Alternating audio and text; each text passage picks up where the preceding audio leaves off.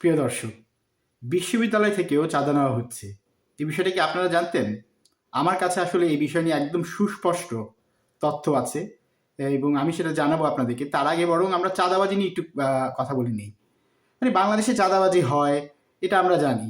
বিশেষ করে যখন যে সরকার ক্ষমতায় থাকে, সেই সরকারের বিভিন্ন লোক গোষ্ঠী তারা বিভিন্ন জায়গা থেকে চাঁদাবাজি করে, সেটা আমরা জানি। যেমন ধরেন কোন জায়গা থেকে সাধারণত চাঁদাবাজি হয়, যেটা আমাদের মনে আমরা যারা ধারণা করতে পারি, সেখানে আপনি দেখবেন যে সাধারণত চাঁদাবাজি হয় হচ্ছে কোনো লঞ্চ ঘাটে, সমুদ্র বন্দরে বা বিভিন্ন বন্দরে, কিংবা ধরেন এই ট্রাক স্ট্যান্ডে, বাস স্ট্যান্ডে, টেম্পো স্ট্যান্ডে চাঁদাবাজি হয় আমরা জানি। তারপর ধরেন মার্কেটে, শপিং মলে বিভিন্ন দোকান থেকে চাঁদাবাজি হয়। কেউ যদি বাসাবাড়ি করতে যায় সেখান থেকেও চাঁদাবাজি হয় বলেই আমরা জানি। পত্রপত্রিকায়ও এই ধরনের খবর নিয়মিতই আসে, সবসময়ই আসতো, এখনও আসে, সেটা আমরা জানি। কিন্তু বিশ্ববিদ্যালয় থেকেও যে চাঁদাবাজি হচ্ছে সে বিষয়ে আমার কোনো ধারণা ছিল না অন্তত। আমার একজন পরিচিত যে হচ্ছে একটা বেসরকারি বিশ্ববিদ্যালয়, ঢাকা শহরের একটা বেসরকারি বিশ্ববিদ্যালয়, বেশ নামকরা বেসরকারি বিশ্ববিদ্যালয়, ম্যানেজিং বোর্ডের মানে বডির প্রধান, সে আমাকে একটা তথ্য দিয়েছে।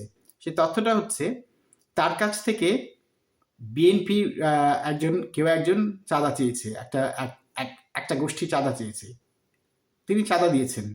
এরপর আবার আরেকটা দল আরেকটা গ্রুপের কাছ থেকে চাঁদা চেয়েছে, এরপর আবার আরেকটা গ্রুপও তার কাছ থেকে চাঁদা চেয়েছে, অর্থাৎ ৩টা গ্রুপ তার কাছ থেকে চাঁদা চেয়েছে। সে এরপরে মানে বুঝতে পারতেছিল না কাকে চাঁদা দিবে, মানে চাঁদা তো সে সবাইকে দিতে পারে না। তারপর সে শেষমেশ সে বাধ্য হয়ে সে করলো কি, ও স্থানীয় বিএনপি বড় নেতা তার কাছে গেল এবং তার কাছ থেকে তাকে আবদার করলো যে ভাই আপনি বলে দেন যে কাকে আমি চাঁদা দিব, তাহলে আমি শুধু তাকেই চাঁদা দিব। এবং সে চাঁদাটা কিন্তু দিয়েছে। আমি তার নাম কিংবা বিশ্ববিদ্যালয়ের নামটা এখানে বলছি না সঙ্গত কারণেই, কারণ এটা বলা বোধহয় উচিত হবে না। তো এই যখন অবস্থা, বিশ্ববিদ্যালয় থেকে, একটা বিশ্ববিদ্যালয় যেখানে কিনা জ্ঞান বিতরণ করা হয়, জ্ঞান মানুষ অর্জন করতে যায়, শিক্ষার্থীরা জ্ঞান বিজ্ঞান চর্চা করা হয়, সেই জায়গা থেকেও চাঁদা নেওয়া হচ্ছে।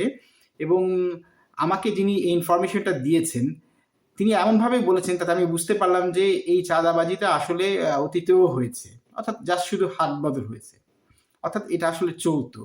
বিশ্ববিদ্যালয় থেকে চাঁদাবাজরা চাঁদাবাজি করছে। চিন্তা করা যায় আমরা কেমন সমাজে, কেমন দেশে বাস করি। প্রিয় দর্শক, আপনারা কি এই বিষয়টা সম্পর্কে জানতেন? আমাকে একটু কমেন্ট করে আপনারা জানাবেন তো, কিংবা এই যে ভিডিওটা আছে সেটা শেয়ার করে আপনি আপনার বন্ধু বান্ধব বা আপনার পরিচিতদের কাছ থেকে জিজ্ঞেস করবেন। আমি কত কত বছর হয়, দীর্ঘদিন হয়, আমার বয়স ৪৫ হতে চলেছে, দীর্ঘদিন হয় লেখালেখি করি। আমি ফেসবুকে তো অত মানে লেখালেখি করি কত, তাও তো বোধ হয় অনেক বছর হয়ে গেছে, মানে দেড় যুগ ২ যুগ হয়ে গেছে। আমার ফেসবুকে অনেক পাঠক, আপনারা যারা ফেসবুক আমাকে ফলো করেন, আমার লেখা ফলো করেন, তারা তো নিশ্চয়ই জানেন আমি অনেকদিন ধরে লেখালেখি করছি। আমি পত্রিকায় লেখালেখি করি, কিন্তু আমি বাংলাদেশের শীর্ষস্থানীয় পত্রপত্রিকায় লেখালেখি করি, আমার আসলে এই বিষয়ে ধারণা ছিল না। তাহলে এটা হয়তো আমার জ্ঞানের সীমাবদ্ধতাও হতে পারে। আপনারা একটু কমেন্ট করে জানাবেন তো, কিংবা আপনাদের পরিচিত যারা আছে তাদের সাথে শেয়ার করে জানার চেষ্টা করবেন তো আপনারা জানতেন কিনা। এখন বিষয় হচ্ছে এই যে চাঁদাবাজি হচ্ছে, এবং তিনি স্পষ্ট করে আমাকে বলেছেন যে বিএনপির কিছু মানুষ তার কাছ থেকে চাঁদা চেয়েছে এবং তিনি চাঁদা দিয়েছেন। বিএনপির কিন্তু যারা শীর্ষস্থানীয় যারা আছে, মানে যারা নেতা আছে, এমনকি তারেক রহমান সহ অন্যান্য যারা আছে, তারা কিন্তু এই চাঁদাবাজির বিপক্ষে, তারা নিয়মিত চাঁদাবাজির বিপক্ষে কথা বলছে। এমনকি কেউ যদি চাঁদাবাজি করে তাদেরকে বহিষ্কার করার কথা বলছে।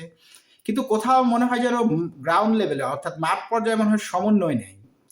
কারণ এখন তো তারেক রহমান, যিনি কিনা আসলে বিএনপিটাকে পরিচালিত করছে, ভারপ্রাপ্ত সভাপতি, তিনি তিনি তো আসলে ইংল্যান্ড থেকে পুরো দলকে পরিচালনা করছেন। তার তো এখন মানে দেশে আসার কোনো বাধা নেই। আমি যতদূর জানি যত মামলা ছিল সেগুলো সব ডিসমিস হয়ে গেছে, কিংবা মানে তার আর কোনো সমস্যা নেই, তিনি এখন দেশে ফিরতে পারেন।